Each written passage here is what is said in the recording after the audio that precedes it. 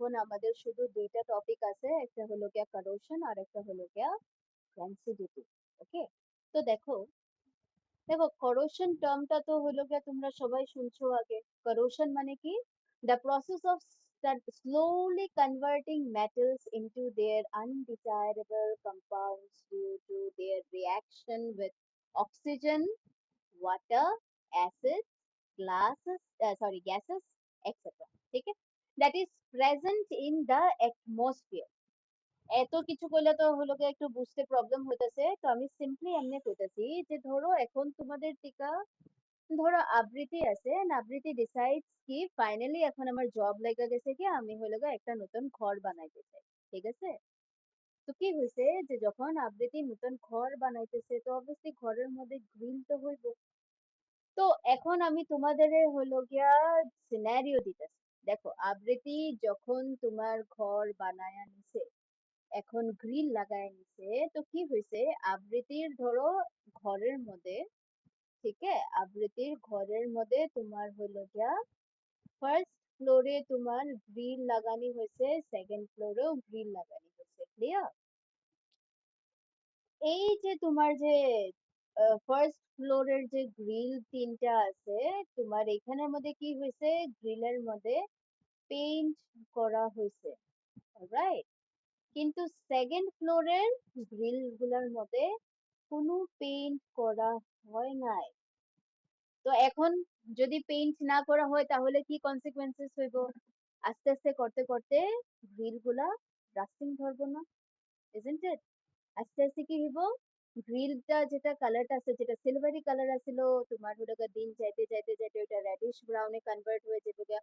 তারপর দেখবে দেখবো যে আবৃত্তি আরে গ্রিল গুলো তো দেখি ভাঙ্গা যাইতেছে গিয়া, ইজন্ট ইট? ওইটা কে লিগা হইছে?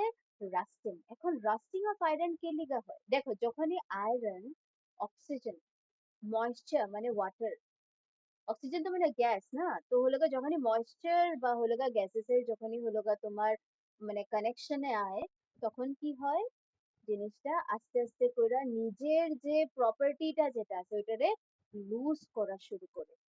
ঠিক আছে, তো এমনি তো আমরা জানি যে একটা হিন্দিতে একটা হলো গিয়ে তোমার কাহাবত আছে না, লোহা को बर्बाद करने के लिए किसी की जरूरत नहीं पड़ती, लोहा अपने आप को ही बर्बाद करने में सक्षम होता है।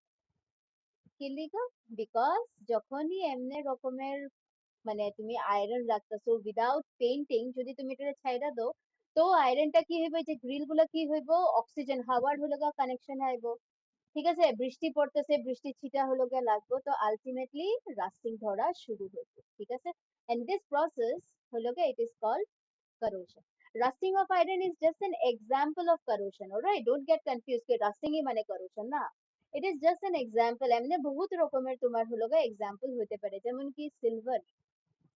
ঠিক আছে, সিলভার দেখবা অনেক মানুষে কি হয়, যখন সিলভার হাতে হলে গা লাগায়া রাখলো, তারপর দেখবে যদি সিলভার ইউজ না করে আর যদি এমনি ধরো তোমার ঘরের মধ্যে রাখা দিছে, অনেক সময় সিলভার ব্ল্যাকিশ ব্ল্যাকিশ কালারে কনভার্ট হয়ে যায়, তো অনেক মানুষ ভাবে এহ আমারে তো নকলি হলো গিয়া রূপা বানায় দিয়া দিছে, হ্যাঁ, বা আমারে নকলি রূপা হলো গিয়া গোল্ড স্মিথে চিপকায় দিছে না।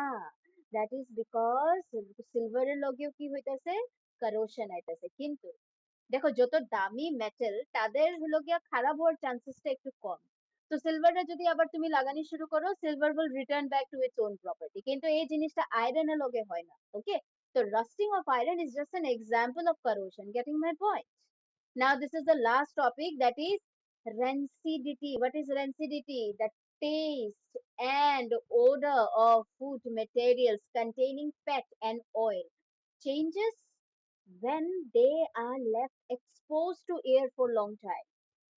This is called rancidity. আচ্ছা, আমি যদি একদম সিম্পল ভাষাতে কইতে চাই, দেখবো অনেক সময় কি হয়, তুমি হইলো গিয়া তেলের কিছু জিনিস বানাইলা, ঠিক আছে, এন্ড তুমি ওটারে রাইখা দিলা বাইরে।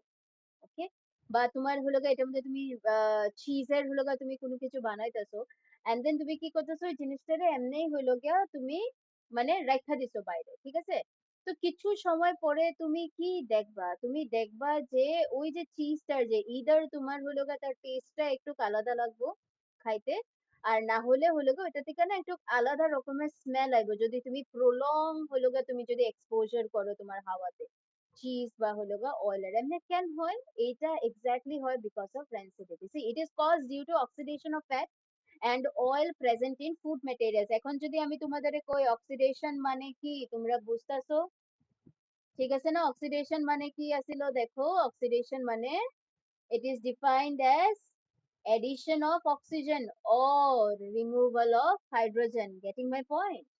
So rancidity can হয়, it is caused due to oxidation of fat and oil present in food materials. Now, it can be presented it can be prevented by using various methods such as by adding antioxidants to food materials, storing food in airtight containers, and by flushing out air with nitrogen. আচ্ছা, flushing out air with nitrogen টা এটা আমরা হলো গিয়ে এত generally দেখতে পারি না, কিন্তু storing food in airtight container আমাদের ঘরে সবার ঘরে airtight container আছে, ঠিক আছে না?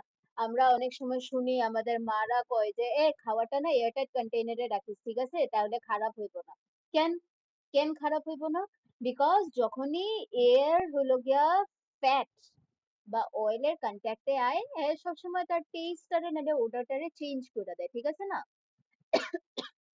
সরি না, এটা প্রিভেন্ট করা যাইব by using methods such as addition of antioxidants. This term is very important, okay? Antioxidants, antioxidants মানে এমন ম্যাটেরিয়াল যেটা নাকি অক্সিডেশন রে প্রিভেন্ট করে, ওকে? এমনে ম্যাটেরিয়াল যেটা অক্সিডেশন রে প্রিভেন্ট করে, ঠিক আছে? So with this we come to the end of this chapter, but let me just check যে হলো গিয়া রেন্সিডিটি আর এটার পরে তোমার কোনো রকমের অ্যাক্টিভিটি আছে কিনা না। আচ্ছা, আমার বুকে তোমার হলো গিয়া কোনো রকমের আর অ্যাক্টিভিটি নাই after 1.11। Okay, we are done with this chapter. ঠিক আছে, এখন আমি নেক্সট ভিডিওতে তোমাদের দিয়া দিমু ইনটেক্স গুলা ডিসকাশন করবো, ঠিক আছে? চলো।